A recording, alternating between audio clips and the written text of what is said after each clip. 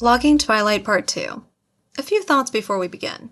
It's too early to tell if I actually enjoy the story, but I don't dread picking up the book. That's a good thing. Chapter 3. Phenomenon. Better title. A man, a van, and a plant, and other people are there too.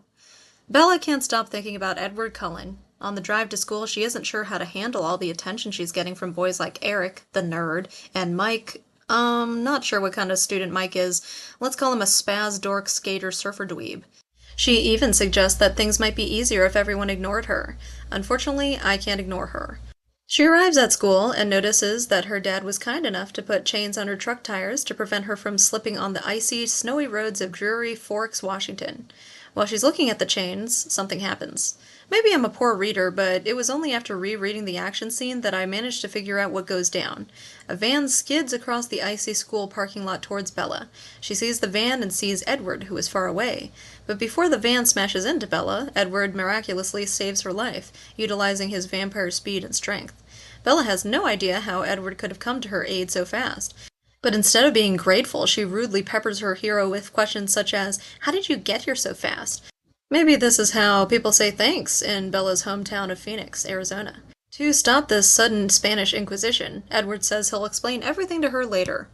Bella, Edward, and Tyler, who was driving the runaway van, are taken to the hospital. Edward gets to sit up front with the ambulance, probably because he's a vampire, and one of their many powers, along with super speed and strength, is the ability to sit shotgun in any vehicle. And speaking of vampire powers, I don't get it. So far, these vamps are very strong and super fast. Plus, as you told me in the comments, they become attractive to help lure their prey. But if they already have incredible strength and speed, why do they need movie star looks? Maybe they're lazy, or maybe they use their strength and speed to catch the blind, who aren't tempted by the good looks. But whatever the reason, these vampires seem overpowered. And so far, Meyer is introducing more and more abilities with each chapter.